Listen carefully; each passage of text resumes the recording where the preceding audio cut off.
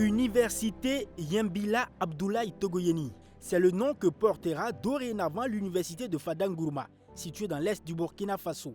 Le nom de cet illustre intellectuel n'est pas donné de façon anodine. Avec le grade de professeur d'université, le nom Abdoulaye Togoyeni a été choisi après consultation des populations de la région de l'Est, d'où il est natif, sous le regard du gouvernement de transition, et c'est à l'honneur de la famille Togoyeni qui ne cache pas sa satisfaction. Et le gouvernement donc a entériné le choix fait par les populations. La famille, elle, se réjouit que les populations de l'Est se soient souvenues d'un de leurs fils qui a œuvré pour ce pays il y a déjà un demi-siècle. Né en 1933 et décédé en août 2019, professeur Yembila Abdoulaye Togoyeni avait une vision différente en ce qui concerne les programmes dans l'enseignement supérieur dans la Haute-Volta d'alors, ce qui verra tomber un coup près de la révolution sur l'homme et qui va contraindre le professeur à l'exil. Mais le nom a toujours eu une notoriété.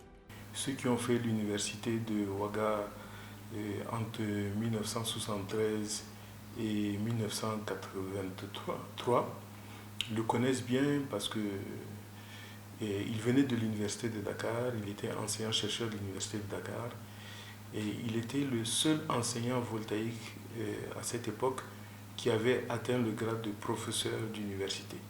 Le chercheur œuvrait dans le solaire et dans les composants électroniques dérivés des semi-conducteurs, nous confie encore son fils. Il était dans des recherches quand même évoluées et il avait conçu lors de sa thèse en 1966 une réfrigération assez spéciale qu'on appelait effet Peltier, qui avait fait que même dans l'université de Dakar, qui est la plus grande et la plus ancienne université d'Afrique francophone, il était extrêmement connu. Il a aussi mis en place l'Institut de physique météorologique de l'Université de Dakar, premier centre francophone qui s'est intéressé à la recherche sur le solaire. Les chercheurs ont constaté que le solaire n'était pas rentable. Si vous n'avez pas cet argent, vous ne pouvez pas implanter le solaire dans votre domicile ou bien dans votre service. Donc, le solaire, jusqu'aujourd'hui, en 2024, n'est pas rentable. C'est une source d'énergie qu'il faut utiliser, mais elle n'est pas rentable. Tous les composants de l'énergie solaire étaient chers. Les plaques solaires étaient chères. Les batteries qui n'étaient pas encore très évoluées étaient chères. Donc, le solaire ne pouvait pas remplacer l'énergie fossile. Ce qui va amener tous ces centres de recherche à fermer, c'était en 1978. Et en 2024, la problématique reste d'actualité. C'est donc depuis le Sénégal et au regard de ses qualités de chercheur que le général Aboubakar Sangoulé Lamizana ira le chercher avec la création de la toute première université de Ouagadougou en 1974. Professeur Togoyeni sera le tout premier recteur de cette école supérieure de 1974 à 1982. Sa vision éclairée de l'enseignement supérieur lui confère aussi le président de l'institution qui assure la graduation des enseignants dans le CAMES.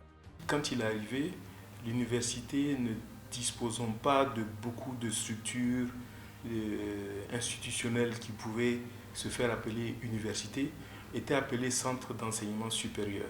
Le professeur Togoyeni a été choisi par ses pairs en 1978 pour être le premier président du CCG, donc des CCI. Donc toutes les premières graduations qui ont eu lieu en Afrique francophone par le CAMES ont été diligentées sous son autorité.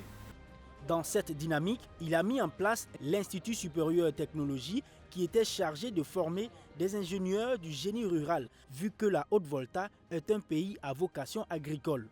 Et ces hommes formés ont produit des résultats probants grâce au centre de recherche. Sans oublier la casquette du directeur des enseignements qui demandait de créer d'autres universités à l'intérieur du pays. Et tout cela grâce à la discipline et au courage de l'homme. C'est cette force de caractère que Jean-Yves Togoyeni souhaite que la jeune génération retienne de son père. Le professeur Yembila Abdoulaye Togoyeni était un fils de paysan.